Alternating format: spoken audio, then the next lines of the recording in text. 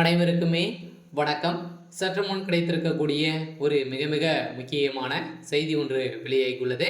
சற்று முன் ஆளுநர் என் ரவி சிறையில் அடைப்பு, நீதிமன்றம் இறுதி தீர்ப்பு, இது மாதிரி பார்த்தீங்கன்னா செய்திகள் வெளியாயிருக்கு.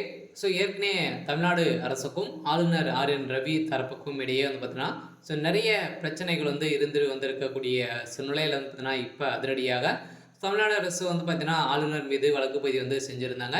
இந்த பல வழக்கு பதிவுக்கு பார்த்தீங்கன்னா உச்சநீதிமன்றம் சரமாரியாக கேள்விகளும் கடும் கண்டனங்களும் பார்த்தீங்கன்னா தெரிவித்துட்டு வந்திருந்த நிலையில் தான் பார்த்தீங்கன்னா இப்போ ஆளுநர் என் ரவி அவர்கள் பார்த்தீங்கன்னா அரசை பார்த்தீங்கன்னா மீறி இவர் செயல்படுறாரு அப்படின்ற மாதிரி நீதிமன்றம் போட்ட இறுதி தீர்ப்பால் பார்த்தீங்கன்னா அதிரடியாக ஆளுநர் என் ரவி அவர்கள் கைது செய்யப்பட்டிருக்காரு.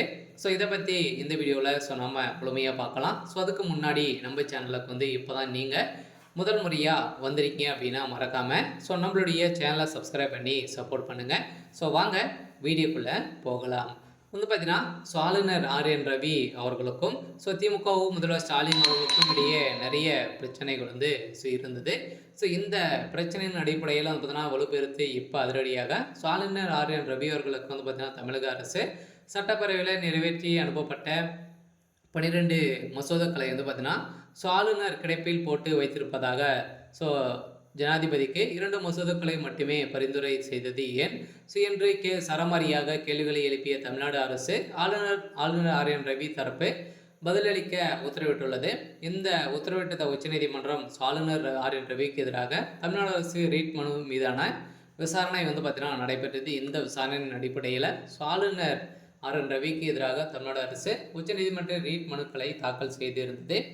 மதக்கதலை கிடப்பில் போட்டு வைத்திருப்பது, துணைவேந்தர் நியமனத்தில் மாநில அரசின் நடவடிக்கைகளின் குறுக்கீடு உள்ளீடுகளை சுட்டிக்காட்டி ஆளுநர் என் ரவிக்கு எதிராக பார்த்தீங்கன்னா உச்சநீதிமன்றம் சரமறைய கேள்வி எழுப்பியிருந்த நிலையில் தான் பார்த்தீங்கன்னா இப்போ அதிரடியாக அனைவரையுமே எதிர்பார்த்த மாதிரி தான் பார்த்தீங்கன்னா ஆளுநருக்கு சரமறையாக கேள்வி எழுப்பியிருந்த நிலையில் இன்னும் 24 மணி நேரத்தில் நீங்கள் பேச்சுவார்த்தைகள் நடத்தி முடிவெடுக்க வேண்டும் அப்படின்ற மாதிரி உச்சநீதிமன்றம் தீர்ப்பு அளித்திருந்தாங்க.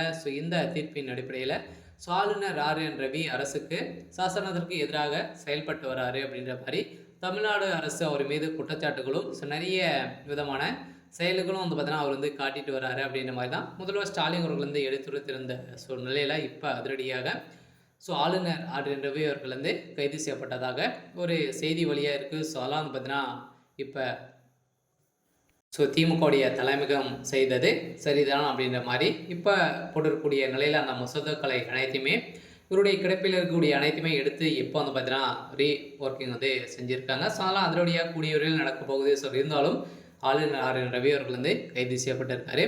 சரி, ஓகே. இன்றைக்கான அப்டேட் இதுதான். மறக்காமல் நம்மளுடைய சேனலை சப்ஸ்கிரைப் பண்ணி சப்போர்ட் பண்ணுங்கள். தேங்க்யூ.